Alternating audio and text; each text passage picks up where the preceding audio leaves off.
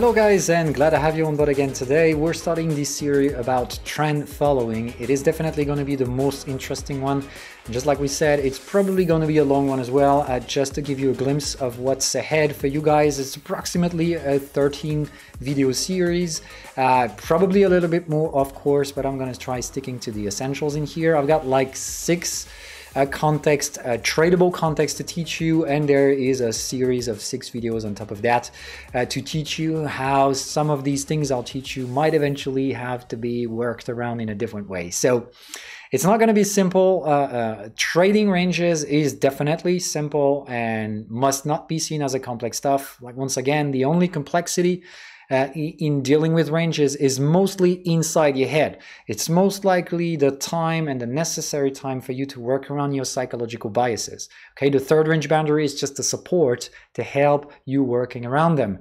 And once you get to truly master the third range boundary and work around your psychological biases, you normally are fully aware and ready to go ahead, trend follow. So once again, if you're having a look at this video without mastering the fucking third range boundary, that's not going to work out, okay? Don't try to go faster than you should, because otherwise you're just going to waste more time down the road. Okay, so third range boundary management must be absolutely mastered at that point. What we're going to introduce today is a couple of stuff that is going to be your keystone for trend following assessment, because you need to understand that the trend is by definition what every investor is looking for, because this is when markets are trending that we can overexpose our capital. You need to be aware that every trader has just one goal: overperform the underlying asset's performance, which means by sparing a reasonable amount of capital invested into this asset, we're going to try gathering as much possible gains out there without too much risk taking, okay? And the best possible way in which we can overexpose capital to an asset is when it's trending. But the thing is that trending is just like the word everyone is looking for, because like I said, it's where we're going to make money, but people are by definition greedy. So everyone likes trend because this is where we make money. But the problem is trends are of course rarer than ranges. And just to give you a glimpse of the actual numbers, we'll spend 80% of our time into ranges and 20% time trending. And yes, you might think that this is not true, because that of course depends on some assets, but most of the time we're ranging. And sometimes people consider and mix between the two. So we're going to try setting some very clear and definite boundaries between the two. When are we ranging? When are we trending? And how do we set the definition between? Because the thing is, some trends might sound like very long compared to the ranging behaviors. This is because you are dealing with higher time frame trends, which have a definite amount of trend, and it might sound overextended on the lower time frames simply because it's just trend inside trends, okay? So just like we figured out there were multiple time frames to look for in a range, remember the rule number 1, you don't trade a range inside a higher time frame range, okay? When we're going to look for trends, we're going to have to deal with 3 time frames. So it's one step further into difficulty level, of course. That's the reason why I want to teach you the easiest things first, and then we get into the most complex stuff. So 3 time frames is a really essential keystone for you to understand in risk managing those trends, okay? You're going to have to navigate within those 3 time frames, which means you need to memorize some of the stuff. Remember that you're dealing with higher time frame trends on these assets, whatever, or just scroll multiple time frames to be really fully making a dedicated trend analysis, okay? So that being said, I suggest we switch right on into charts. Okay, so no PowerPoint support today, just because, yes, like I said, the key elements are pretty much real simple. 3 stuff we're going to be talking about today. So how does trend emerge? The first things first, like we said, it's most of the time spending into ranges, just not when we're dealing with much higher time frame trends, which is the case in here. We're looking at the SPX on the daily chart time frame, and you of course know that we're dealing with weekly time frames, upside trends as well. So in here we just take a quick example. What we look for, as usual, is just a range. Okay, every trend starts with a range, unless some specific cases we're going to be talking about on some more experienced stuff, trading conditions.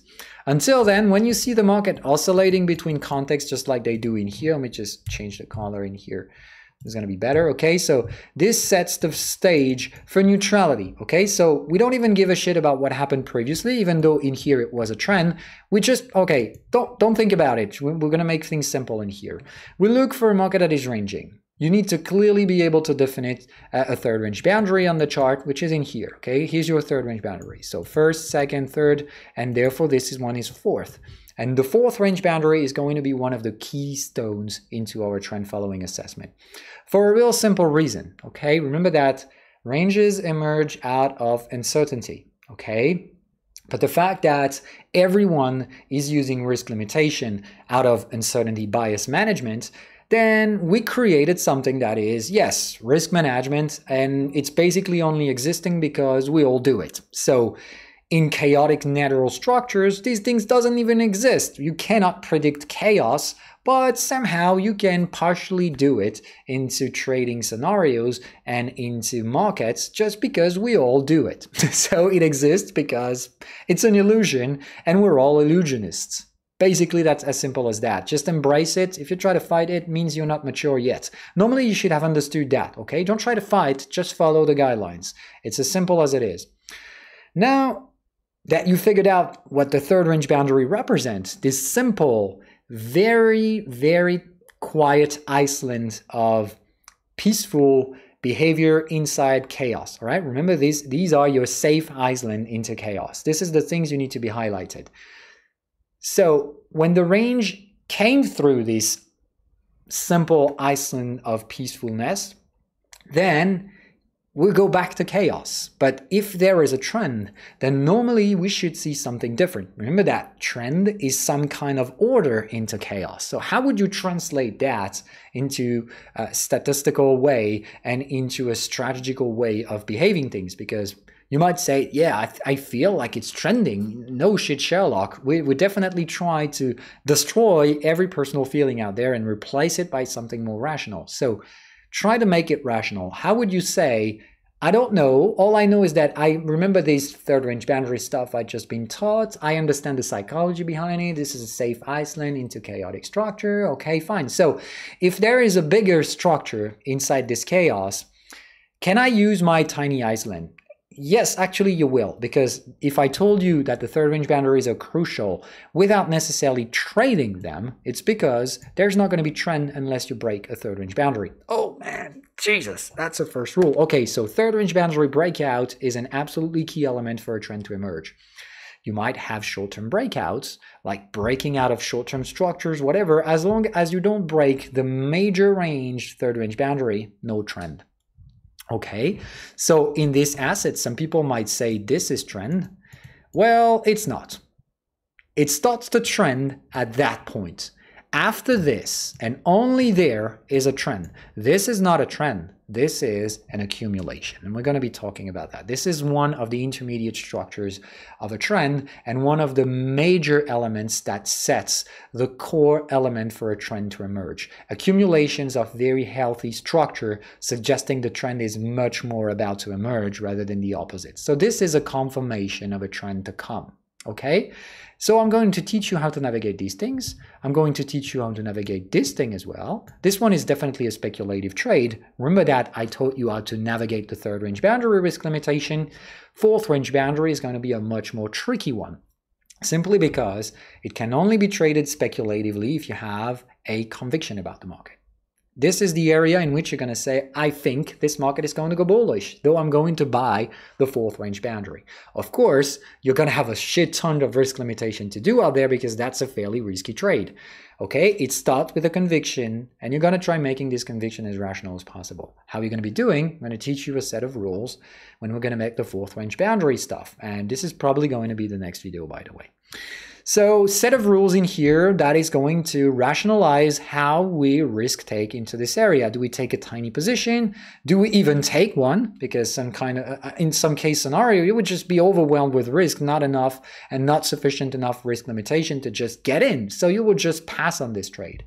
But this would be the first of your trend assessment trade. The next one would be this accumulation. So I'll teach you how to risk navigate and try to catch this trade, which is just basically, just to make it real simple, a shorter time frame range in which you need to be able to see the third range boundary, which was in there, and you're going to look for buying the fourth range boundary. So actually, this trade is just normal than this trade, but on the lower time frames. Yes, that's going to be quite the same structure in terms of speculative area.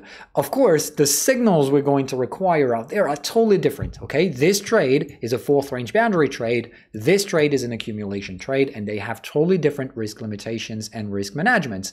But the structure is basically the same. The speculative area comes from the same stuff, just on two different time frames. And one cannot come before the other, okay? So I'll teach you later on all of those things and how do they orchestrate one after another, okay? But normally after the accumulation comes the breakout. The breakout can only occur if you are trading above the third range boundary of the major range. Remember that you need to also break the 1 to third range boundary trend line, which is, sorry about the previous one, but yeah, this one, okay? First range boundary, the market top. Second, third, builds a trend line, okay? Then here is where you start to look for the fourth range boundary, multiple things that will highlight you to trade into this area specifically. You get to buy the fourth range boundary speculatively, and you're going to wait for its validation. Here's where you validate it. I'll teach you the risk management. This is where it gets totally confirmed, reaching out the opposite context. This is where you start to look for the fifth range boundary. So in here, we're not going to sell, we're just going to risk manage and figure out how much the bears are pushing prices away. We can see that they definitely weren't.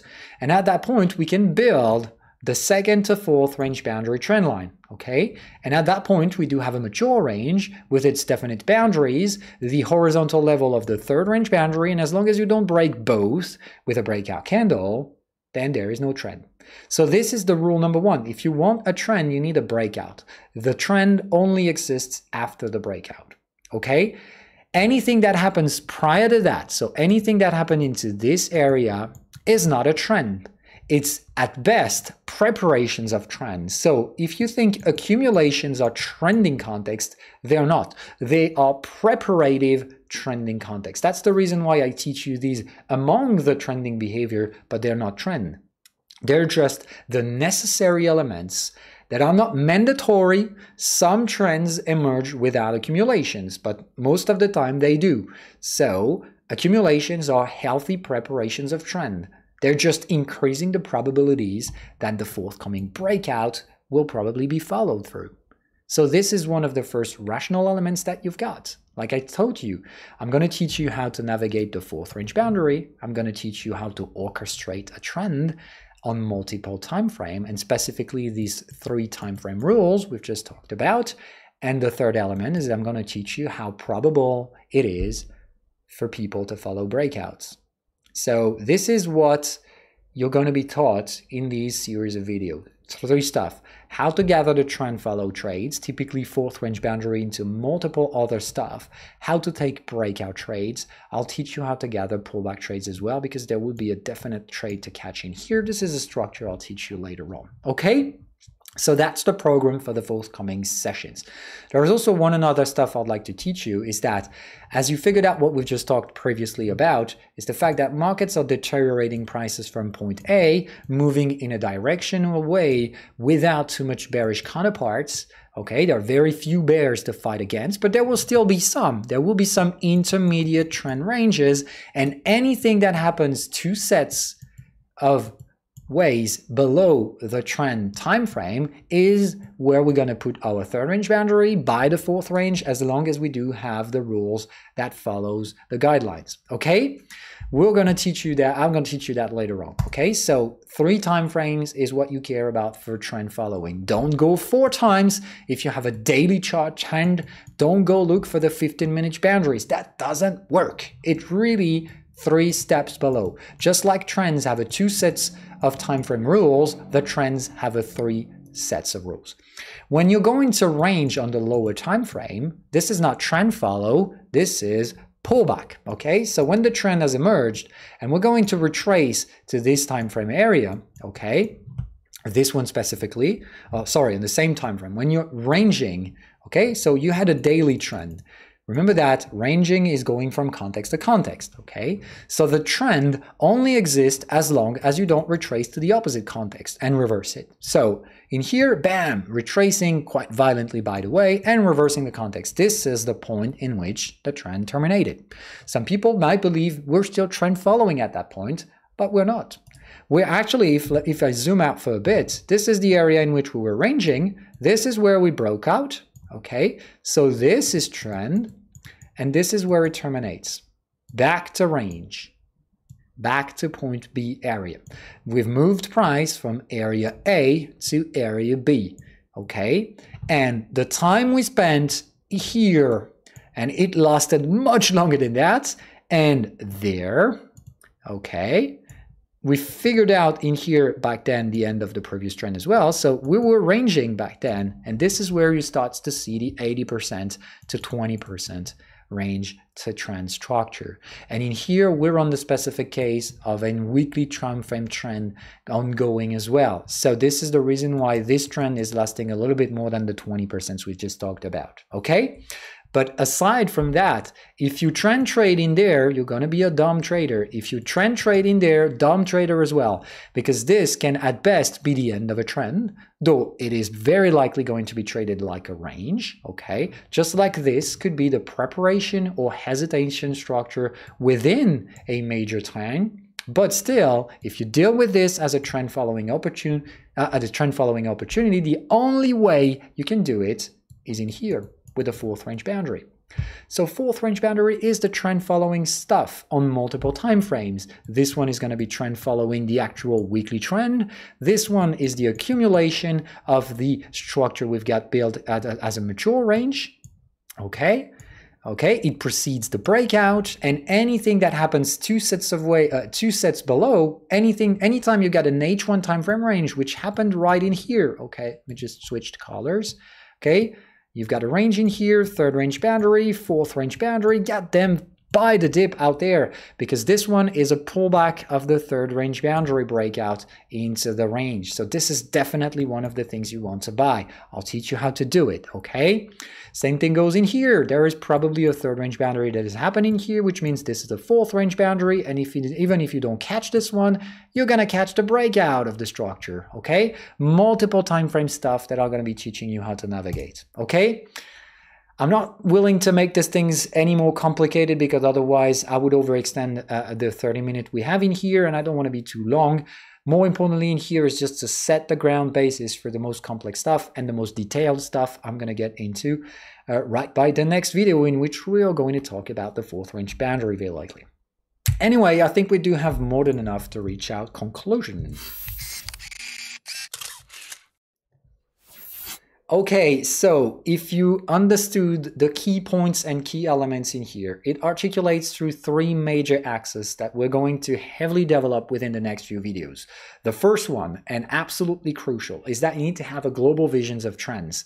The actual trending behavior comes after a breakout and is a very time-limited offer. It basically lasts from more or less 30 to 20% of the actual global time we spend into markets. So yes, 80 to 70% is still in ranges, whether you like it or not. This is what we're going to have to deal with. But anyway, inside ranges can have some multi time frame stuff, like much shorter time frame trends. So there can be trends inside ranges, just not on the lower time frame. Remember that anytime you've got a range, you do nothing into the lower time frame, okay? At least 2 time frames below to get a trend eventually emerging, okay? When you've got a trend, you can follow that trend and use the lines and use the rules I'll teach you. If you look for 2 time frames below, any range that will occur inside a trend 2 time frames higher is going to be trend followed, which means you don't necessarily trade the third range boundary. You can, it still is a low risk trade, but just in these cases, the probability for success is going to be, less effective. Though in that perspective, you're going to still trade the third range boundary if you feel like you want to, but what you're going to care about is the fourth range boundary. How are the people dealing with this fourth range boundary? Do they buy it immediately? That signals a very, very strong imbalance, and the fact that people just want the trend to react and re-emerge just like you do. And they will just buy the fucking dip just like you will, okay? Sometimes range will create bigger time frame range, because if the fourth range boundary is like very sadly traded, like it doesn't react well, we get to create a fifth range boundary, then a sixth and seventh without breaking out of the range, without building accumulation. That's a sign that investor simply doesn't want to jump in.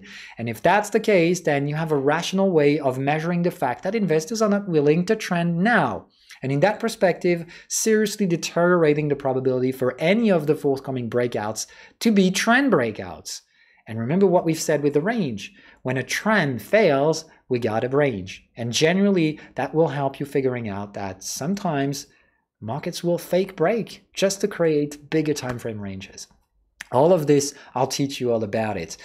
That isn't going to explain you how the market behaves. That certainly isn't guarantee 100% success of a breakout trades, nothing close to it, okay?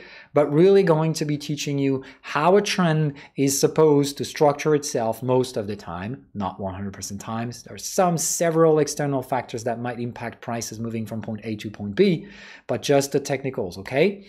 I'm going to teach you how to trend follow with this fourth range boundary, how the rules can measure how much other investors are willing to keep on going with that trend, just like you are trying to figure out. Okay, and finally, I'm going to teach you how to orchestrate breakouts with a definite probability for people to do just like you do, which means buying the breakouts, which is generally breaking through a resistance, which means this is the only way you're going to be able to buy a resistance, just like this is the only moment in which you're going to be able to sell through a support. These are definitely not staggeringly good trades that's going to bring enormous amounts of money. People over speculate over breakouts. Breakout trades are just like third range boundaries. They are trades that can bring a little bit of money, but certainly not the most rewarding trades. If you understood my point in here, what I try to teach you is that what actually makes money into trend follow is just not one trade. It's the accumulation of buying the fourth range boundary on one time frame, buying it on the lower time frame, which is going to be accumulation. That gives you two trades. Okay, you're going to partial profit take each one of those trades, pay for their stop loss, and let go with the rest of the position. But you're going to accumulate. You're going to take the breakout trade. You're going to take the breakout pullback. You're going to take the trend follow, shorter time frame pullback breakouts. Okay, and eventually you're going to ride this thing right to the pullback trade, which is the moment in which your trend is literally losing its strength, and you're probably going to build another range into the point B target area. Okay, so if you understood, the pullback trade has its own third range boundary, and you might guess that when I told you on the previous perspective that the third range boundary was a very, very simple area for risk managers, because when you just ride at a trend, you will have several numbers of positions open. You're probably going to be leveraged in the market, which means you're trading with more money than you actually own. But the risk limitation comes from the fact that there is a trend and you can overexpose yourself in these conditions, but not on a single trade. But the fact that you took 1, 2, 3, 4, 5 trades and you let this trade ride along the trend, but you still need to lock on the gains at some point. And the third range boundary, that fourth, comes after a trend. So when you break out, okay, you ride and you pull back and reverse the context, the third range boundary is going to follow is where you're going to lock on the gains. It's going to create the pullback, but anyway, you know that you've reached out to one of the targets and that your trend is very less likely going to go much, much further than that, okay? So the third range boundary terminating a trend, that's the trade we've highlighted previously. You were looking at it as a counter-trendy trade, like I'm going to get to trade against the trend. Now you will eventually understand after this series of videos that this is where you're going to lock on the gains more importantly. So the third range boundary is definitely the biggest profit-taking structure in trading, okay? So that's the reason why it's a low-risk stuff, because whoever has been following the trend previously, whether you did or not, is going to lock on his gain into this area, okay? So I hope you're starting to figure out the global stuff that we're going to get into, okay? It's going to be a long series of video. Be patient. Don't try to rush through the 13 or 14 video we're going to make. Don't watch them in a row. Just make sure that you listen to them one by one. Make sure that you actually process all the informations one by one. Don't try to rush things in, okay? There's going to be a lot of details into this series, and we're going to go one step beyond in terms of difficulty. And let me be clear, we're just far away from the difficult stuff I'm going to be teaching you into the expert sessions. So we're still dealing with pretty simple stuff for me, okay? But don't rush things. That's still one very important message for your progression in trading. Just as a quick reminder, you might be terminating the trend following series after 2 to 3 years with me. So if you just rushed into the videos, you really don't understand these things. So once again, remember all we've talked about in the previous videos. I haven't been talking for no reasons. All right, until then, guys, I wish you a pleasant day and see you into the next one.